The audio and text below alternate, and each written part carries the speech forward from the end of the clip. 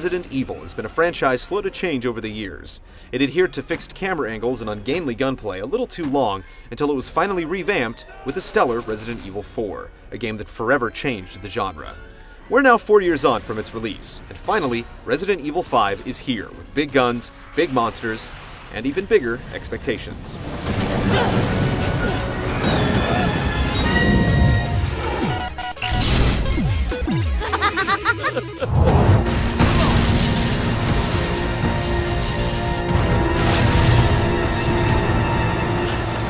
Resident Evil 4 took us through the dank forests and villages of Spain as Leon Kennedy attempted to find the president's daughter, but the fifth installment only loosely relates to it. This time, Chris Redfield heads to Kijuju in West Africa after reports surface of the same virus that Leon tackled in Spain breaking out among the villagers. While the first 4 games in the series really left the militaristic motivations of Umbrella and other organizations meddling with the TNG viruses as an undertone, it's the driving force here. It's all about terrorism using biological weapons, and the macabre is really an afterthought. One thing the story does well is wrapping everything up. If you don't know Las Plagas from the T. Veronica virus, you'll find yourself lost at times, but just about every conceivable loose end left dangling throughout the series is tied up. The cast is comprised of just a handful of characters, so it's easy to follow the immediate plot, but the story's big secret twist is way too obvious. Yet the people involved are interesting, and the mysteries behind Wesker and Jill Valentine will keep series vets plugged in. It's more an action movie with big monsters, questionable writing, and plenty of plot holes, but it's enjoyable and satisfying if you turn your mind off. We were at the port when we were attacked, and then, well, I ended up here.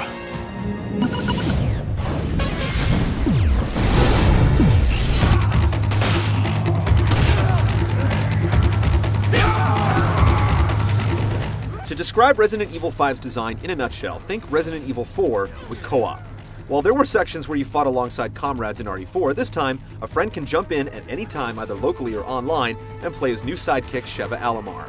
No matter which character you play as, you have the ability to upgrade weapons using money that you collect from crates and dead enemies. Each armament can be upgraded a number of times in several categories, and a big part of the strategy is how you share the upgrades between the two. Guns and other offensive instruments are plentiful. There are multiple types of pistols, machine guns, sniper rifles, grenades, and shotguns, in addition to rocket launchers, grenade launchers, mines, and a stun rod. There's nothing especially inventive about any of the weapons, and a lot of the more interesting guns are used specifically for some encounters and never used again. While storage boxes are not a part of the game, this is remedied by swapping weapons and items between the inventory of Chris and Sheva. While playing with a friend, it's not a big deal, but the computer AI lacks the intelligence to manage inventory, which means you'll spend a lot of time combining items in both inventories, trying to clear space for new additions.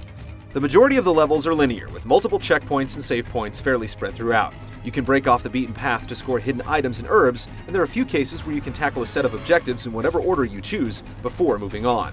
Otherwise, your goal and the way to go are always clearly defined thanks to a minimap. The rest of the experience is rounded out by puzzles that are insultingly simple, context-sensitive moments, and plenty of epic boss fights with some seriously nasty creatures. The campaign will take most players around a dozen hours to complete, making it much shorter than the last game in the series. Once finished, a mercenaries option becomes unlocked that challenges you to kill as many enemies as possible within a time limit. You also have the ability to play the campaign by yourself as Sheva, though it doesn't change things much. You're not going to get as much value out of Resident Evil 5 as you would from a game with competitive multiplayer, but you'll want to experience the campaign more than once, if only to play it by yourself and with a friend. And mercenaries can be surprisingly addictive.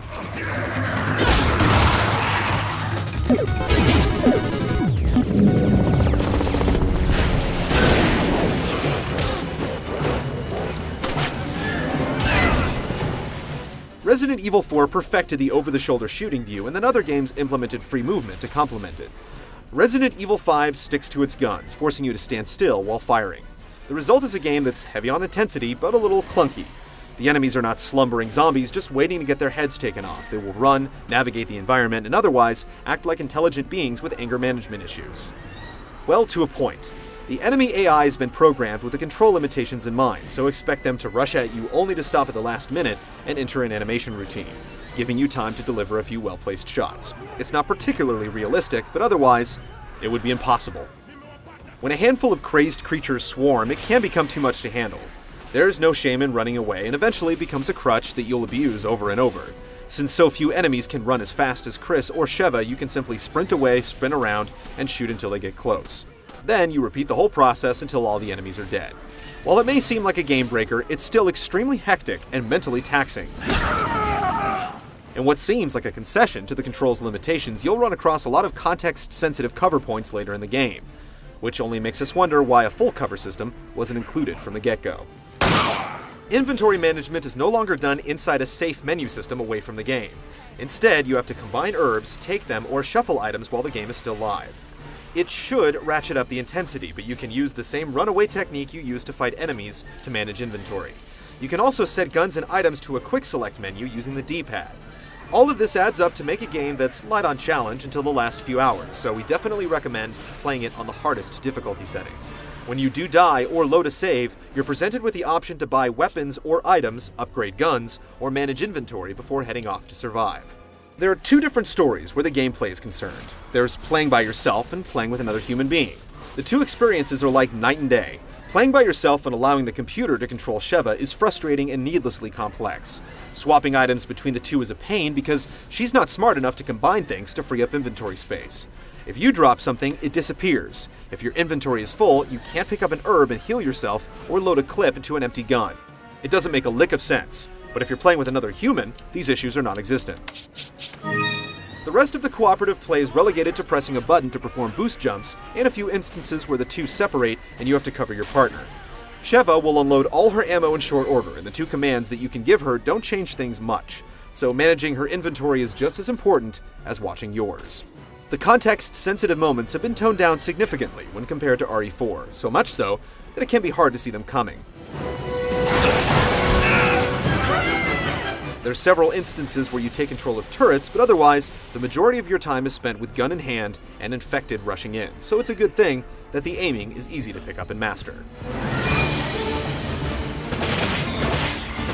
There's not a whole lot that's groundbreaking in Resident Evil 5's gameplay, but it's the pacing that makes it completely irresistible.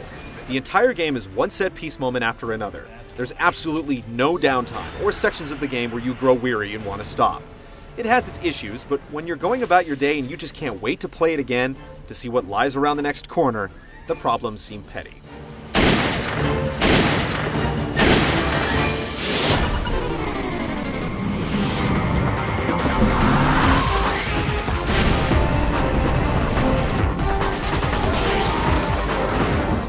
Resident Evil 4 still looks good to this day, and we'll be saying the same thing about Resident Evil 5 4 years from now.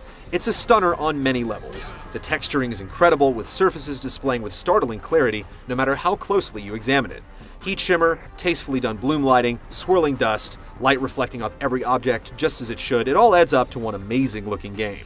It carries over to the facial animation that manages to avoid a stroll down Uncanny Valley. Of course, the massive monsters are the real highlight, and they do not disappoint. These massive creatures are high on creativity, but expect to see the same recoil staggers and attacks from the rank and file that you saw in RE4. While the cinemas are pre-recorded using the in-game engine, the angles are intelligently selected, and some of the fight choreography would make John Woo jealous. There are some strange loading screens before some of the bigger cinemas, but otherwise, the visuals are absolutely incredible. Voice acting is all over the place. Some characters are completely overdone, while others manage to hit all the right notes and tones. Chris, look around. We should both get the hell out of here. I'm not here just for the mission.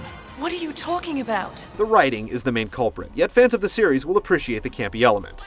The music is great as it strikes up when the enemies are around the corner, providing an excellent sense of foreboding. Overall, the presentation is excellent.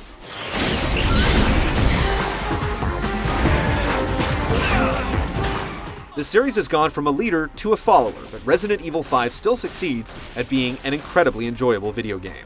You'll get a lot more out of it than you do from typical games with no competitive multiplayer, and while played cooperatively, it really sings. It's lost a lot of what has made the franchise a pins and needles experience, but that sense of dread has been replaced with pure action that's hard to match. Whether you're a master of unlocking or a STARS recruit, it's hard to put down, and well worth the time and money spent.